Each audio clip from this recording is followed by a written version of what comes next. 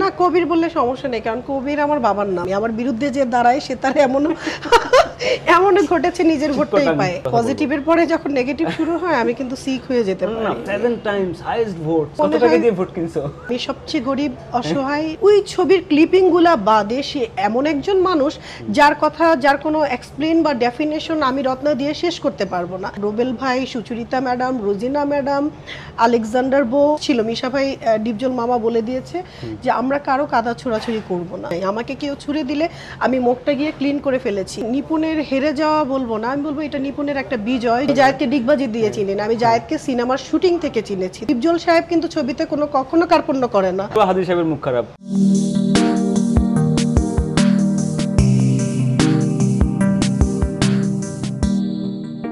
Welcome to Munjamid. আমি host মুনজামিদ। আমার guest আজকে রত্না কবির, আমাদের চিত্রনায়িকা, প্রিয় চিত্রনায়িকা। ও আমার সাথে আসছিল এর আগে, ওইটা নিয়ে অনেক কথা হয়েছে, অনেক শো নিয়ে, অনেক গল্প নিয়ে, অনেক কিছু বলছিল। সেগুলো নিয়ে এসে প্রচুর কথা হয়েছে এবং সেগুলো নিয়ে আমরা একটু কথা বলবো, কিন্তু নতুন প্রচুর গল্প জমছে।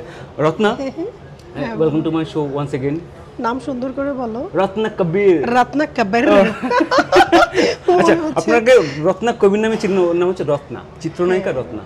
সেটাই ফুল নাম বলা যাবে না? না কবির বললে সমস্যা নেই, কারণ কবির আমার বাবার নাম। বাবার নাম, হ্যাঁ। কিন্তু এই নামে কেউ চিনে না আসলে। হ্যাঁ চিনা না, কিন্তু নিউজে এটা আসে না। নিউজে না, আমি এবার ইলেকশন করার পরে সামহাউ আমার সার্টিফিকেট নামটা দেখলাম যে পোস্টারে লাগানো, ভালোই লাগলো, কারণ আমার স্কুল কলেজ ইউনিভার্সিটি রত্না কবির নাম এস্টাবলিশড। হ্যাঁ, কিন্তু স্টুডেন্টরা চিনবে, কিন্তু আলটিমেটলি চিত্রনায়িকা রত্না শুনতে ভালো লাগে, তাই না? তাহলে এটাই ডাকো, ওইভাবে চিনে। Okay, so welcome to my show once again. আমরা আজকে বসছি আউটডোরে, এসপ্রেসো হাউস ধামরাইতে। তোমার ভালো লাগছে না? অনেক অনেক। হ্যাঁ, মনে হচ্ছে কি মানে টিকেট ছাড়া, ভিসা ছাড়া বিদেশে চলে আসছি। হ্যাঁ, মাত্র ইউরোপে চলে আসছি। আমার কাছে থাইল্যান্ড মনে হচ্ছে। আচ্ছা, তাই? ও, থাইল্যান্ডের এরকম কিছু কথা আছে? থাইল্যান্ডে, হ্যাঁ, এরকমই মনে হচ্ছে। রাইট, ওকে। সো রত্না, আমরা গল্প করব, অনেক কিছু হয়ে গেছে তোমাদের আসলে। ও, কংগ্রাচুলেশনস, তুমি 7 বারের মতো হাইয়েস্ট ভোট পেয়ে নির্বাচিত হয়েছো। ইয়েস, এটা শুধু আমার ফিল্ম কেন্দ্রিক 7 বার, এছাড়া স্কুলে, ইউনিভার্সিটিতে যারা দেখছে তারা বলতে পারবে, ওখানেও আমি। আমার বিরুদ্ধে যে দাঁড়ায় সে তার এমন ঘটেছে নিজের ভোটটাই পায়। আচ্ছা, বলুন একটু শুনি আগে, এই পজিটিভ নোট শুরু করে আজকে শো, তারপরে নেগেটিভ। আমি অসুস্থ হয়ে যাব শেষের দিকে, কিন্তু আমার আর ভালো লাগে না। পজিটিভের পরে যখন নেগেটিভ শুরু হয় আমি কিন্তু সিক হয়ে যেতে পারি। না, ফ্যাক্ট নিয়ে কথা বলবো। বলো। হ্যাঁ, আগে বলো, আগে এই যে কি বলবো? 7 টাইমস হাইয়েস্ট ভোটস। জিজ্ঞেস করো কি শুনতে চাচ্ছো? এটা কি রহস্য কি? এটা এখন আমার কাছে মনে হয়। কত টাকা দিয়ে ভোট কিনছো? না, এটা আমি সবচেয়ে গরিব অসহায় যদি কোনো নায়িকা থাকে, আমি এটা আমার ভোটাররা জানে, টাকা দিয়ে এখানে আসলে শিল্পী কেনা যায় না। সত্যি কথা যেটা কি, অনেকে শিল্পী সমিতি নিয়ে অনেক কিছু বলে, ভোট কিন্তু টাকা দিয়ে আসলে কেউই কিনতে পারে না। কেন? তুমি আমাকে টাকা দিলা তোমাকে ভোট দেওয়ার জন্য, আমি অন্ধকার ঘরে গিয়ে একটু হলেও বিবেকে বাঁধবে যে আমি তাকে ভোট দিয়েছি। অনেক স্মৃতি বিজড়িত থাকে কিছু মানুষের সাথে, ভালো লাগা, ভালোবাসা, এমনকি ভোট দেওয়ার 1 মিনিট আগে কিন্তু একটা ভোটার প্রার্থী চেঞ্জ করে ফেলে। বাসা থেকে একবার দেখা গেছে কি, আমি বাসা থেকে ভোট দিতে আসছি এক লিডারকে, কিন্তু তার বিপক্ষ লিডারের এমন একটা আচরণ আমার ভালো লেগে গেছে, আমি মিনিটের মধ্যে চেঞ্জ হয়ে গেছি। দ্যাটস ওয়াই আমার মনে হয় না যে এখানে টাকা দিয়ে কেনা যায়। আর শিল্পী এমন একটা জিনিস, শিল্পীদের সাথে, আমি একজন অভিনেত্রী, আমি যদি অভিনয় করে কোনো ফেক কথা বলি তারা কিন্তু বুঝে যাবে। অভিনেতা অভিনেত্রীদের সাথে কিন্তু ফেক অভিনয়ের ভালোবাসাও চলে না। এটা আমার একদম অকৃত্রিম একটা ভালোবাসা, আমার ফেক কোনো কিছু নাই, এটাই। সো আগে শুনি, শিল্পী সমিতির নির্বাচনে তুমি ভোট কতগুলো পেয়েছো বলা যাবে তো? আমি 263 ভোট পেয়েছি। এটা আমার কার্যকরী সদস্যের সর্বোচ্চ ভোট, যেখানে আমার অনেক সিনিয়র বিজ্ঞজনেরা ছিলেন, তো এটা আমার জন্য অনেক বড় প্রাপ্তি। ওকে, আর নিকটতম প্রতিদ্বন্দ্বী? না, আমাদের তো আমরা কার্যকরী ইসি ছিলাম, আমাদের এক একজনের প্রতিদ্বন্দ্বী ছিল 11 জন করে। হ্যাঁ, দ্যাটস ওয়াই ওনাদের ভোটগুলো আমি আসলে ওটা করে রাখিনি, মার্ক করে রাখিনি, আমারটা আমি জানি। এক্সপেরিয়েন্স কি এবারের এক্সপেরিয়েন্স বলো? লাস্ট টাইম তো ইট ওয়াজ আ মেস। খুব টাফ। আমি ছাত্র রাজনীতি করে এসেছি, আমার ঢাকা বিশ্ববিদ্যালয় তারপরে আমি আমার স্কুল কলেজ সব জায়গায় একটু কেমন যেন ইলেকশন কেন্দ্রিক ছিলাম, কিভাবে যেন দাঁড়ায় যায়। আমার স্কুলের প্রথম ইলেকশন আমার মনে আছে, আমি যখন ক্লাস 8-এ পড়ি, আমি ফার্স্ট বেঞ্চে বসি রেগুলার। ওইটা আমার নানু, আমার স্কুলের ক্লাস ছিল 8টা থেকে, আমার নানু 6টা বাজে আমার ব্যাগ রেখে যেত স্কুলে, স্কুলটা খোলার সাথে সাথে কেউ যেন ফার্স্ট বেঞ্চে বসতে না পারে, তখন 7:30টায় আবার আমাকে নিয়ে আসতো স্কুলে। তো কোনোভাবে আমার নানু এটা মিসিং করেছিল, আমি গিয়ে একদিন পেছনে বসে যাই। ওই স্কুলে আমি নতুন ভর্তি হয়েছিলাম, খিলগাঁও উচ্চ বালিকা বিদ্যালয়। তো তখন ক্লাস টিচার রেগুলার আমাকে কর্নারে দেখে ফার্স্ট বেঞ্চে, বলতেছে তুই পিছনে কেন? শামসুল হক স্যার আমাকে তুই বলে ডাকতেন, আমার ক্লাস টিচার ছিলেন। আমি বললাম যে স্যার জায়গা পাই নাই। পরে বলে এখানে কিন্তু স্পেসিফিক শুধু ক্যাপ্টেনরা বসে, যেহেতু 8-এ নতুন ভর্তি হয়েছে, কোনো ক্যাপ্টেন স্পেসিফিক হয়নি, তো আমরা একটা ইলেকশন করি। মিনিটের মধ্যে স্যার মানে কাগজের মধ্যে লিখে ভোট দিতে বললেন, আরো 4-5 জন দাঁড়ায় গেল, আমাকে জোর করে দাঁড় করানো হলো। কিভাবে যেন মানে ক্লাসে যারা দাঁড়িয়ে ছিল 1-2টা করে ভোট পেয়েছে, সব ভোট আমি ইলেক্টেড হয়েছিলাম। ওই যে ইলেকশনের একটা ভালো লাগা তৈরি হয়েছে। সেম মাস্টার্সে আমার ঢাকা ইউনিভার্সিটিতে আমাদের একটা ইলেকশন হয়েছিল, আমাদের টিচাররা ছিলেন সবাই মোটামুটি ডক্টরেট প্রাপ্ত টিচাররা। তো ওইখানে একটা ইলেকশন করে আমি দেখেছিলাম, মানে বিপক্ষে যিনি দাঁড়িয়েছিলেন বিপুলভাবে, এটা ছোট ইলেকশন ছিল, সিআর ইলেকশন, বাট আমার জন্য এটা বিশাল ব্যাপার ছিল। হ্যাঁ, সামহাউ যারা বিপক্ষে ছিল তাদের একটা গ্রুপের কয়েকজন বাদে সব ভোটগুলো আমার। তো টিচাররা তোমার মতন প্রশ্ন করেছিল যে কি কেমনে সম্ভব, ভালোবাসা। ওকে, তোমাদের শিল্পী সমিতি নির্বাচন নিয়ে লাস্ট ইয়ারে অনেক কিছু হয়েছে, যেটা এখনো মনে হয় অমীমাংসিত একটা রহস্য হয়ে আছে, মানে জায়েদ নিপুণ যে ঘটনাটা, সেটা এবার একটু কমছে এবং এই জিনিসটা এবার মনে ছিল না। কি মনে হয় তোমার, কেন?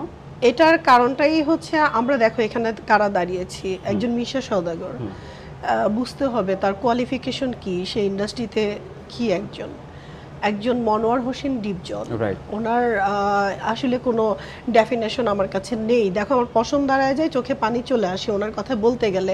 বাহিরে ওনাকে নিয়ে কি ভ্রান্ত ধারণা, উনি 2-4টা ছবি করেছে, আমি বলবো একেবারে না বুঝে করেছে। ওনার কিছু নেগেটিভ ছবির এখন কিছু ক্লিপিং দেখি, একেবারে না বুঝে করেছে এই মানুষটা। এই মানুষটার টাকারও অভাব নেই, এই মানুষটার নামেরও অভাব নেই। ওই ভাই আসেন, সে চলে গেছে কাউকে, কোনো প্রডিউসারকে হেল্প করতে। ওই ছবির ক্লিপিংগুলা বাদে সে এমন একজন মানুষ যার কথা, যার কোনো এক্সপ্লেন বা ডেফিনেশন আমি রত্না দিয়ে শেষ করতে পারবো না।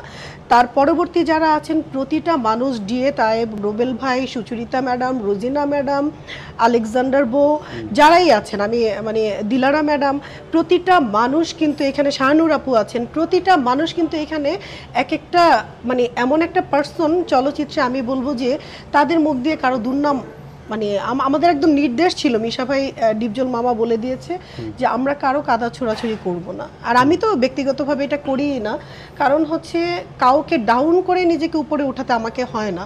আমার নিজের যে কোয়ালিফিকেশনগুলো আছে আলহামদুলিল্লাহ, আমি সো প্রাউড। আমি যদি আমারগুলোই বলতে যাই, ওটাই তো তোমার টাইম কাভার হবে না, আরেকজনেরটা কখন বলবো, এই জন্য। ওকে, বাট গতবারে যে কাহিনীগুলো ছিল এইবার আসলে খুবই কমছে বিকজ অফ দ্য প্যানেল, নাকি? একদমই কমে গেছে। আমাদের প্যানেল থেকে একদম নির্দেশনা ছিল আমরা কাদা ছোড়াছুড়ি করি নাই। ইন্টারভিউগুলো দেখেছো কিনা জানি না, আমার হাতে কিন্তু আমি কাদা নিয়ে দাঁড়াই নাই, তুমি ছুঁড়ে দিলে আমি তো দিচ্ছি না, ধুয়ে ফেলতেছি। দ্যাটস ওয়াই কিভাবে হবে, হয়নি। ওকে, এই জন্য মানে বা হওয়ার চেষ্টাও হয়েছে, কিন্তু আমি কিন্তু এবারও দেখছি, বিকজ এবারও তো নিপুণ ছিল না, তো সেটা নিয়ে একটু বলো, লাইক চেষ্টা হয়েছে না। এখন ওনারা, আমি তোমাকে বললাম না যে আমি তো কাদা নিয়ে দাঁড়াই থাকি নাই, আমাকে কেউ ছুঁড়ে দিলে আমি মুখটা গিয়ে ক্লিন করে ফেলেছি। স্টার্টিং কে কি করেছে এটা কিন্তু সারা দেশের মানুষ জানে। চেষ্টা যে করা হয়নি কোনো কনফ্লিক্টে জড়ানোর, আমি বুঝতে পেরেছি। আমি দেখছি অনেক পোস্ট, আমি দেখছি অনেক কিছু দেখছি, সেটাই জানতে চাচ্ছি। বাট মনে হচ্ছে তুমি বলতে যাচ্ছ না। না না না, আমি এরকম না, আমি স্ট্রেট কথা বলি। অনেকে ট্রাই করেছে, যে অনেক, এটা অ্যাকচুয়ালি কি আমরা বুঝে গেছি যে এই ট্রাইটা নিছক।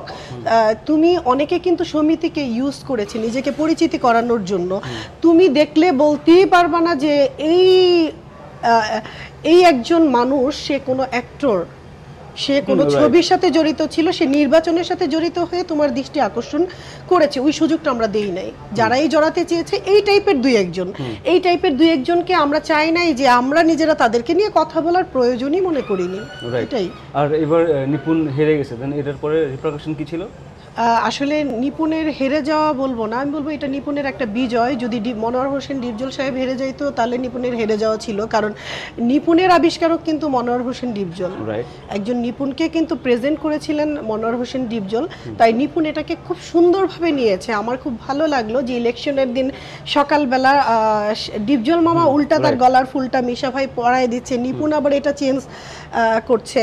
তো এটা আমাকে জড়ায় ধরলো নিপুণ যে তুমি অনেক ভোট পেয়েছো। এই জিনিসগুলো আমরা একটা ট্রেন্ড চেঞ্জ করতে জানি যে এটাই তার মানে প্রমাণ। আর জায়েদ খান? জায়েদ এগুলো থেকে একটু দূরে ছিল, কারণ গত নির্বাচনের পরে জায়েদকে দেখেছি যে জায়েদ খান আসলে নির্বাচনের চেয়ে এখন নিজে যে একজন অ্যাক্টর এটাকে ফোকাস করছে। আচ্ছা, ওকে। অবশ্যই আমাদের কাছে তো জায়েদ, আমি তো জায়েদকে মানে তোমার আমি জায়েদকে রিলস দিয়ে চিনি নাই কখনো, আমি জায়েদকে ডিগবাজি দিয়ে চিনি নাই কখনো। জানি এটা কভার করবা তোমরা, তাই না? আমি জায়েদকে ডিগবাজি দিয়ে চিনি না, আমি জায়েদকে সিনেমার শুটিং থেকে চিনেছি। তো যে শুটিং করে একটা ছবি কিন্তু 2 থেকে 3 কোটি টাকা লাগে, ওখানে কিন্তু যাকে তাকে নেয় না। হ্যাঁ লাগে। মনোয়ার হোসেন ডিপজলের ছবি থেকে আমি জায়েদ খানকে চিনেছি। একটা ডিপজল সাহেব কিন্তু ছবিতে কখনো কার্পণ্য করে না। একটা ছবি ধরা মানে ডিপজল সাহেব 2 থেকে 3 কোটি টাকা লেগে যায়। কেন না লেগে যায়? এটা তুমি আমাদের সেটে যাবে, বাংলাদেশের ফিল্ম ডিপজল সাহেবের লেগে যায়। এটার খরচটা আমি তোমাকে বলি, সে তোমাকে চা বলো, বিস্কিট বলো, খাবার বলো, ড্রেস আপ বলো, ইচ এন্ড এভরিথিং এ কোনো কার্পণ্য করে না। সে প্রপারলি রেমুনারেশন দেয় মানুষকে, তার সেটে কোনো কার্পণ্য করে না। তো তার লাগবে না? 2-3 কোটি টাকার মুভি চলে যায়, তার ছবিতে চলে যায়। মুভিগুলো এরকম কিরকম বলো? তুমি তো দেখো না ছবি, কিরকম? এখন যদি বলবো তার মানে তুমি ভালো সাইডে ঘুরো না। তুমি ভালো সাইডে ঘুরো না, ভালো ছবি দেখো। বলবো হাদি সাহেবের মুখ খারাপ, না ভালো ছবি দেখো না। রত্নাম, যদি 2-3 কোটি টাকা কোনো মুভির বাজেট হয়, তাহলে গল্প, তাহলে লোকেশন, তাহলে মেকিং, তাহলে অ্যাক্টিং এরকম লেম হওয়ার কোনো কারণ নেই। I am really sorry, I really want to be proud of my like film industry, right? কিন্তু মানে 2-3 কোটি টাকা বাজেট দিয়ে যদি মুভি বানাও, আমি তোমাকে জাস্ট বলতেছি, ধরো আমি জাস্ট লাপাতা লেডিস এখন নেটফ্লিক্সে আসছে, আমি এটা যখন মুভি রিলিজ হয়েছে হলে আমি তখন দেখে ফেলছি মুভিটা।